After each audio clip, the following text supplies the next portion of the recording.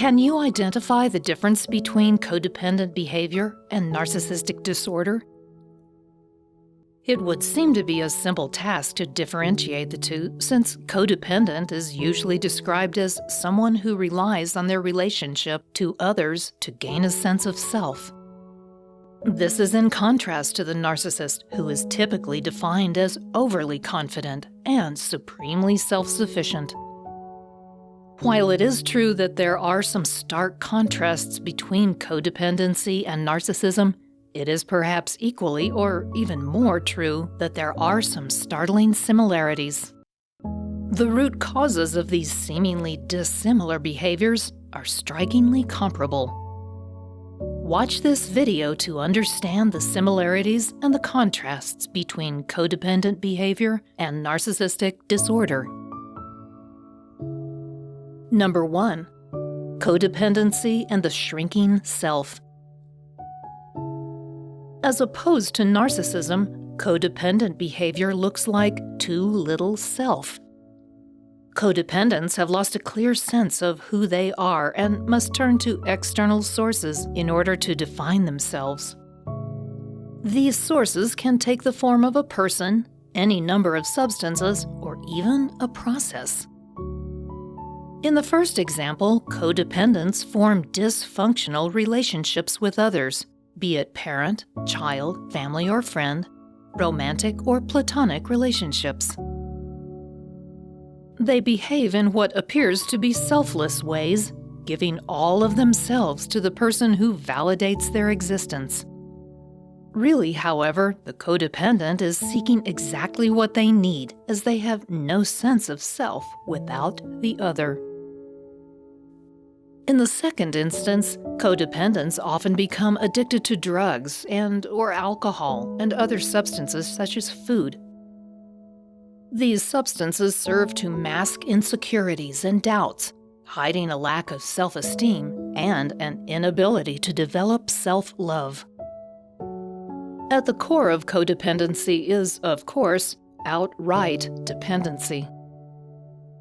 In the third example, codependents can also turn to particular processes to give them a sense of purpose and self-worth. This basically means that their behavior revolves around a particular process to stabilize them. It might manifest itself in a gambling addiction or in a set of obsessive-compulsive routines. Number 2. Narcissism and the aggrandized self. In contrast to codependency, narcissistic behavior looks like too much self. They don't exhibit the kind of self-effacing conduct that marks the codependent. Instead, they act in ways that are selfish, not selfless. But make no mistake, narcissism is not simply just selfishness. In part because of their selfishness, narcissists are often brash and rude, in contrast to codependents who are often polite to a fault. Narcissists typically crave acknowledgement and will blatantly ask for recognition, while the codependent won't draw attention to herself. The narcissist's inflated sense of self-importance conceals any potential weaknesses, and they believe themselves to always be right. The codependent feels meaningless unless she is catering to others. The narcissist firmly believes in their own exceptionalism, that they are unique and special. They assert themselves loudly, without guilt, and have a clear sense of entitlement. The codependent often appears to be quiet and meek, taking a back seat to everyone else's needs and desires. While narcissists appear to be the center of their own self-justifying universe, codependents revolve around someone or something else's star. Narcissists seek out others who will best serve their own selfish needs and desires. Thus, you will often find narcissists pairing with codependents. Read further to understand how those mutual dysfunctions might complement each other. Number 3. Common core: shame and denial. Having established some of the contrasting hallmarks of codependency and narcissism, it is equally important to identify what they have in common. Much of the motivations behind the destructive behavior of both codependents and narcissists come from the same issues and dysfunctions. Neither personality type has a clear and secure sense of self, and both suffer from a lack of self-esteem. For example, there is a subconscious core of shame that drives both narcissists and codependents.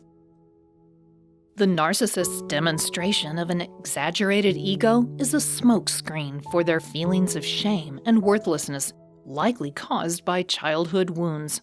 The codependent's self-effacing behavior also masks a sense of shame. They are worthless if they are not sacrificing themselves for others.